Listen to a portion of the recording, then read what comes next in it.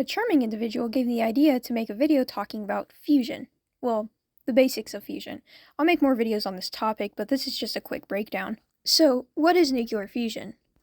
Nuclear fusion is what happens when two or more atomic nuclei collide and form a heavier nuclei and neutron byproducts. In the case of deuterium-tritium fusion, this produces a helium-4 nuclei, which is similar to an alpha particle, and also a high-energy neutron.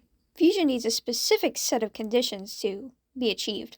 This is also called the triple product of fusion, which is sufficient temperature, confinement time, and density. On Earth, to achieve fusion, it requires temperatures exceeding a minimum of 100 million degrees Celsius, or 180 million degrees Fahrenheit. Now, comparatively, the Sun is actually quite a bit cooler. The core of the Sun is around 15 million degrees Celsius, while on Earth, we have to reach significantly hotter temperatures because we don't have the advantage of the Sun's immense pressure. So the high temperatures are crucial in overpowering the electrostatic repulsion of positively charged atomic nuclei. Immense pressure basically just means that it will allow nuclei to collide a little bit easier.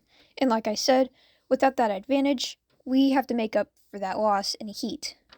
Before I get into the different methods of confinement, I'm going to talk about the fuel. The most commonly used fuel for fusion is deuterium and tritium, which are both heavier isotopes of hydrogen. I already said this, but the product left afterwards is helium-4, a high-energy neutron, and the release of massive amounts of energy, mostly in the form of kinetic energy. Kinetic energy is the energy an object possesses due to its motion. Deuterium, also called heavy water, is extremely abundant, especially in ocean water, and can be extracted through electrolysis. Deuterium can also be used in fission-based power plants, and they're called heavy water reactors, at least from what I know. Tritium is the radioactive isotope of hydrogen. It's a beta emitter. Although, on the other hand, it is not very abundant at all. It's quite rare. To make up for this, though, there's something called tritium blanket technology. These blankets have lithium-6 and lithium-7, and in the presence of an active fusion reaction, a neutron emitted from this event is absorbed by the lithium atom, in turn recombining it into an atom of tritium.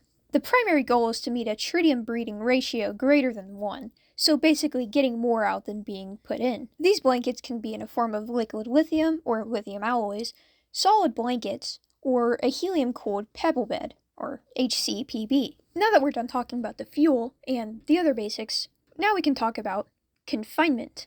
In this video, I'll be talking about two different methods of confinement. MCF, which is magnetic confinement fusion, and ICF, inertial confinement fusion. Let's start with magnetic confinement. As the name implies, magnetic and electric fields are used to confine superheated plasma inside of a fusion reactor. In inertial confinement fusion, small, hollow plastic pellets that usually contain deuterium and tritium are rapidly compressed and heated with the use of extremely high-powered lasers. So far what I've read, there's two different methods for inertial confinement. One is direct drive method, and the other is indirect drive method. Direct drive method basically means that the laser beams are directly focused onto the surface of the fuel pellet, while indirect drive method means that the beams hit a cylindrical enclosure in the fuel pellet called a hohlraum. This emits X-rays that irradiate the fuel. I did draw out a diagram of the two different types of confinement methods. I'll show that after I talk about the lasers. This section will be very short. In 1972, we used long-path laser technology, which is much older. This is an early ICF experimental laser from Lawrence Livermore National Laboratory. These lasers use 16 14cm neodymium-doped glass discs as the lasing medium. In a more modern time, we use flash lamp-pumped neodymium-doped phosphate glass lasers.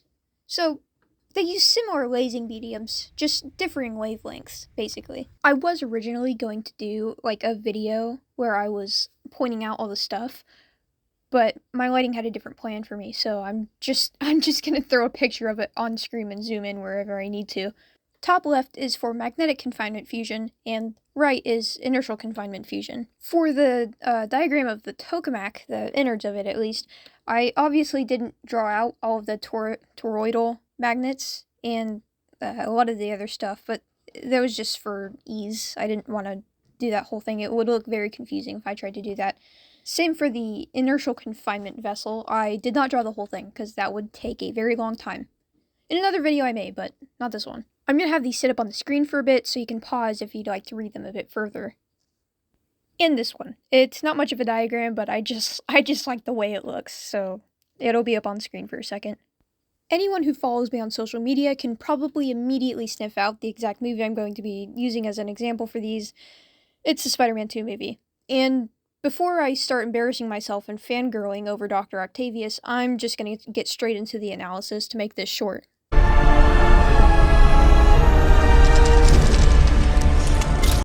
They seem to have based the design of this off of the tokamak, which is pretty cool. Precious tritium is the fuel that makes this project go. There's only 25 pounds of it on the whole planet. Now, this seems to be referencing a type of tritium-tritium fusion, which I haven't seen much of, so I can't really comment on much more than that.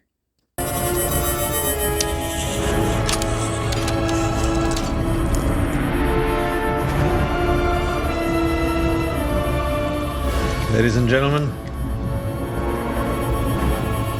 fasten your seatbelts.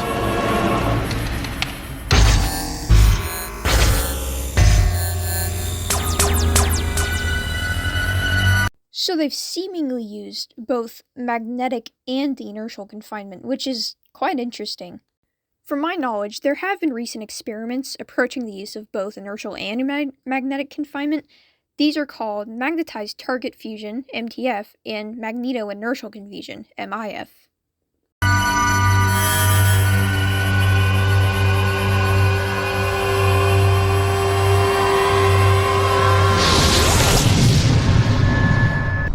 Power of the sun in the palm of my hand.